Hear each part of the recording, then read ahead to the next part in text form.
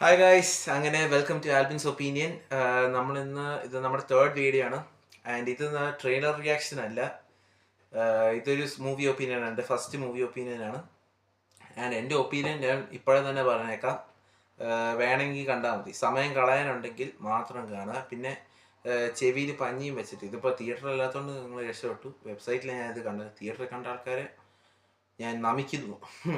#, Respect എന്നാണ് എനിക്കിവിടെ പറയാനുള്ളത്. എന്ന് പറഞ്ഞുകൊണ്ട് ഞാൻ കുറച്ച് ദിവസം മുമ്പ് ഒരു സിനിമ ഉണ്ടായിരുന്നു, കന്നഡ പടമാണ് മാർട്ടിൻ. മാർട്ടിൻ എന്ന് പറയുന്നത് നമ്മുടെ അഭിനയിച്ചിരിക്കുന്ന ധ്രുവ് സർജയാണ്. അതായത് നമ്മുടെ അർജുൻ സർജയുടെ ബന്ധുവായിട്ട് വരും. ചേട്ടൻ അനിയനാണോ കസിനാണോ ഈ വലിയ പിടിയില്ല. എന്തായാലും അർജുനാണ് കഥ ഡയറക്റ്റഡ് ബൈ AP അർജുൻ. പുള്ളി അതിനെപ്പറ്റി പറയാം നമുക്ക്. ഇതൊരു പാൻ ഇന്ത്യൻ പടമാണ്. അയ്യോ പറയാൻ പറ്റുമോ, ഇതൊരു പാൻ ഇന്ത്യൻ പടമാണ് ഫസ്റ്റ് ഓഫ് ഓൾ. പക്ഷെ ഇതൊരു എന്താ പറയുക, ഒരു വലിയ അറിയപ്പെടാത്തൊരു പാൻ ഇന്ത്യൻ പടമായിപ്പോയി എന്നാണ് എനിക്ക് പറയാനുള്ളത്. ബിക്കോസ് ഇതിൻ്റെ ടീസറും ട്രെയിലറും ഒക്കെ ഭയങ്കര ഹൈപ്പ് കിട്ടിയ സാധനമായിരുന്നു. പക്ഷെ പിന്നെ അങ്ങോട്ടേക്ക് ഈ പടത്തിന് വലിയൊരു ഇത് വന്നില്ല. കാരണം ഇതിന് പ്രോപ്പറായ അറിയപ്പെടുന്ന ഒരു പ്രൊമോഷണൽ ഇവൻറ്റോ ഒന്നും നടന്നില്ല. ഉണ്ടായിരുന്നു, പ്രൊമോഷൻ ഇവൻ്റ് ഒക്കെ ഉണ്ടായിരുന്നു, പക്ഷെ അതൊന്നും ഒരു വലിയ ഫേമസ് ഒന്നും ഇല്ലായിരുന്നു. അപ്പോൾ ഇതൊരു വലിയൊരു അറിയപ്പെടാത്തൊരു പാൻ റിലീസായിപ്പോയി. ഇത് പടം ഇറങ്ങിയത് പോലും ഞാൻ കണ്ട തിയേറ്റർ റെസ്പോൺസിൽ ആ കൂടെ കുറച്ച് പേരൊക്കെ കണ്ടിട്ട്, ചില വീഡിയോയിലൊക്കെ ഒരാളെ കൊണ്ട് തന്നെ 4 മിനിറ്റ് സംസാരിപ്പിച്ചു, 4 മിനിറ്റ് അവരുടെ ഇത് പറയുന്നു. അങ്ങനത്തെ പടമായിപ്പോയി. അപ്പോൾ ഞാൻ പറയാം, directed by AP Arjun, screen പ്ലേയും പുള്ളി തന്നെയാണ്, സ്റ്റോറി ബൈ അർജുൻ സർജ. പുള്ളി എന്തോർത്തിട്ടാണ് ഈ കഥ എഴുതിയതെന്ന് എനിക്ക് ഒരു പിടിയില്ല. പിന്നെ dialogues by Gopinath Krishnamurthy and AP Arjun. Produced by Uday K Mehta and Suraj Uday Mehta. ഇത് പ്രൊഡക്ഷൻ കമ്പനി KVN പ്രൊഡക്ഷൻസ് ആണ്. പിന്നെ അഭിനയിച്ചിരിക്കുന്നത് ധ്രുവ് സർജ ഡ്യുവൽ റോളാണ്. ഒന്ന് അർജുൻ, ഒരു നേവി ഓഫീസറായിട്ട്. പിന്നെ മാർട്ടിൻ, ഒരു ഗാങ്സ്റ്റർ. നമ്മളെ റോക്കി ബായ് ഒക്കെ ആവാൻ ഉദ്ദേശിച്ചതാണ്, പക്ഷെ ഒന്നും ആയില്ലെന്ന് വേണേൽ പറയണം. കാരണം അതുപോലെ അഭിനയായിപ്പോയി. അതിനെക്കുറിച്ച് നമുക്ക് പറയാം, ഡീറ്റെയിൽ ആയിട്ട് വരാം. പിന്നെ വൈഭവി ശാന്തില്യ, പിന്നെ അൻവേഷി ജെയിൻ, അച്യുത് കുമാർ, അങ്ങനെ കുറേ പേരുണ്ട്. നിതിൻ ദിയർ ആണ് വില്ലൻ. അതും ഉണ്ട്. അങ്ങനെ കുറച്ച് പേരുണ്ട്. പിന്നെ സിനിമാറ്റോഗ്രാഫി ബൈ സത്യ ഹെഗ്ഡെ.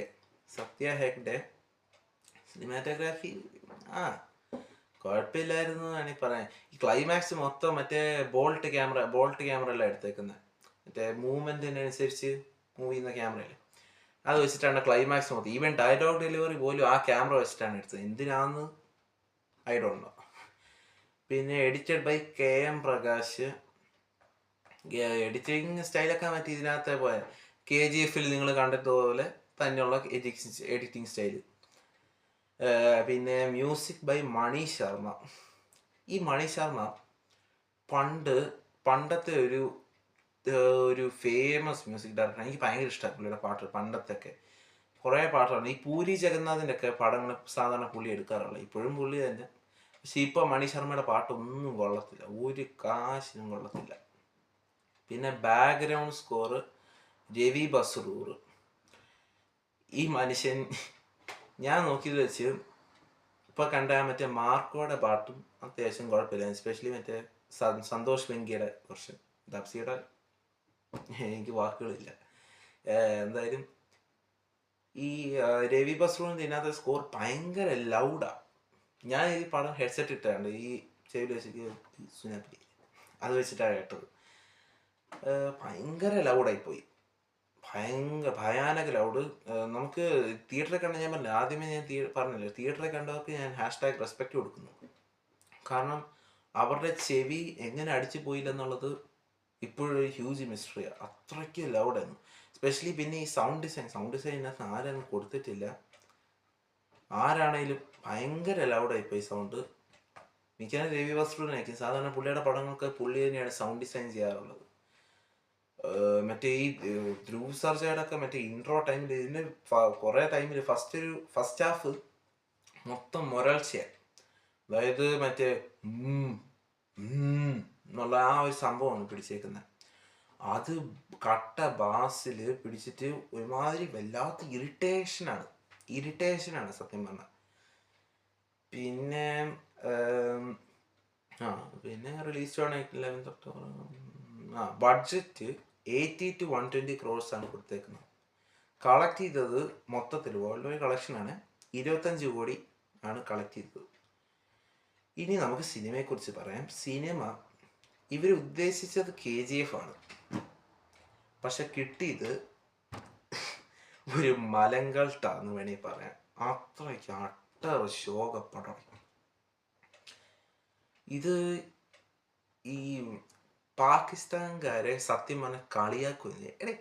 എനിക്ക് മനസ്സിലാത്ത ഇപ്പോഴത്തെ എല്ലാ പടത്തിലും കുറേ പടത്തിലുള്ളതാണ്. ഈ തമിഴ് പടത്തിലാണെങ്കിലും തെലുങ്ക് പടത്തിലാണെങ്കിലും ഹിന്ദിക്കാർ തമിഴ് പറയുന്നു, ഇംഗ്ലീഷുകാർ തമിഴ് പറയുന്നു. എന്തിനാ? ആൾക്കാർക്ക് മനസ്സിലാകാൻ വേണ്ടിയാണ്. എന്തായാലും ശോകമായിരുന്നു അത്. ഇതിനകത്താണെങ്കിലും പാകിസ്ഥാൻകാർ കന്നഡ പറയുന്നുണ്ട്. ഞാൻ മറ്റേ മലയാളം ഡബ്ബാണ് കണ്ടത്. അതിനകത്ത് പാകിസ്ഥാൻകാർ മലയാളം പറയുന്നുണ്ട്. പിന്നെ ഇവന് തുടക്കത്തിൽ ബിൽഡപ്പ് ഒക്കെ കൊടുക്കുന്നുണ്ട്. എൻ്റെ പൊന്നോ, ഒരു ബിൽഡപ്പ്. പാകിസ്ഥാൻ ഓഫീസേഴ്സ് ഒരിടത്ത് ബിൽഡപ്പ് കൊടുക്കുന്നു, അതിൻ്റെ അപ്പുറത്ത് മറ്റേ പ്രിസണേഴ്സ് ബിൽഡപ്പ് കൊടുക്കുന്നു. എന്നിട്ട് അങ്ങനെ ഒരു ബിൽഡപ്പും കൊടുത്തിട്ട് എൻട്രി കഴിഞ്ഞിട്ട് ഒരു ഫൈറ്റ്, മറ്റേ MMA ഫൈറ്റേഴ്സ്, മറ്റേ നെയ്റ്റൻ ജോൺസിനെ വെച്ചിട്ടൊരു ഫൈറ്റൊക്കെ ഉണ്ട്. ആ മനുഷ്യനെ കളിയാക്കുമായിരുന്നു സത്യം പറഞ്ഞാൽ. ആ മനുഷ്യനെ വെറുതെ ഇട്ട് ഊക്കുമായിരുന്നു ആ സീനിനകത്ത്. അത്രയ്ക്ക് ശോകം. പിന്നെ ഇതിനകത്ത് മറ്റേ സെക്കൻഡ് ഹാഫിൽ മറ്റേ ഇന്റർവെല് പഞ്ച് ട്വിസ്റ്റൊക്കെ കൊടുക്കുന്നുണ്ട്. വലിയ ഹ്യൂജ് ട്വിസ്റ്റാണ്. അത് നമുക്കൊന്നും പഠിക്കാൻ പറ്റില്ല. സ്റ്റോറി ബൈ അർജുൻ സർജയാണ്. ഇപ്പോൾ സ്ക്രീൻ പ്ലേ മറ്റേ AP അർജുൻ. അപ്പോൾ അതുകൊണ്ട് നമുക്കങ്ങനെ ഒരു പഠിക്കാൻ പറ്റുന്ന ട്വിസ്റ്റ് ഒന്നുമല്ല. Even towards the climax there's a huge twist. പിന്നെ അത് കഴിഞ്ഞിട്ട് കുറെ ദേശസ്നേഹം, മാട കോള, അപ്പൻ മരിച്ചു, അപ്പൻ ഇതിനകത്തെ നായികയുടെ അപ്പൻ ആർമി ഓഫീസറായിരുന്നു. ആർമി ഓഫീസറാണെന്ന് തോന്നുന്നു. പുള്ളി മരിച്ചതിൻ്റെ ഇതിൽ സങ്കടത്തിൽ എന്താ ഇവര് ഈ കൊടി കുത്താൻ പോകുന്നു മറ്റേ മലമണ്ടയിൽ. മറ്റേ ഈ എനിക്ക് സംശയം ഹിമാലയാന്ന് തോന്നുന്ന ഒരു ഉദ്ദേശിച്ചത്. മറ്റേ മൊത്തം മഞ്ഞായിരുന്നു. മഞ്ഞ് മലയിലൂടെ ഒക്കെ പോയിട്ട് കൊടി കുത്താൻ പോയി. എന്നിട്ട് അപ്പുറത്ത് കൊടി കുത്തുന്നുണ്ട്. ആ കൊടി കുത്തുന്ന ഏരിയയിൽ മറ്റേ താഴെ മഞ്ഞളും ഒക്കെ ഇട്ടിട്ടുണ്ട്. അപ്പം ആ നായിക ധ്രുവിനോട് ചോദിക്കുകയാണ്, എന്തിനാണ് നിങ്ങൾ അങ്ങനെ ഇട്ടേക്കുന്നത്? അന്നേരം പറയാം, അവിടെ വന്ന് കൊടി കുത്താൻ പറ്റുന്നത് സൗത്ത് ഇന്ത്യൻസിന് മാത്രമേ പറ്റുള്ളൂ. എങ്ങനെയുണ്ട്? അങ്ങനെ കുറെ കൂറ ഐറ്റംസ് കൂട്ടി കുഴച്ചെടുത്ത ഒരു സാധനം എറിഞ്ഞേക്കാണ് മാർട്ടിൻ എന്ന പേരിൽ. എന്നിട്ട് ഇതിന് സെക്കൻഡ് പാർട്ടുണ്ട്, പേടിക്കണ്ട. മിക്കവാറും ഒന്നുകിൽ പ്രൊഡ്യൂസർ ഉദയ് K. മെഹ്ത്ത ഈ AP അർജുനെ തട്ടും. ഈ പടം തന്നെ കാണിച്ച് കൊല്ലും. മറ്റേ ഒറ്റയടിക്ക് മറ്റേ വെട്ടിക്കൊല്ലതല്ല, ഇത് തന്നെ കാണിച്ച് കൊല്ലും. അതാവാനാണ് സാധ്യത. സോറി കേസ്, ശബ്ദം കിട്ടുന്നുണ്ടാണ്.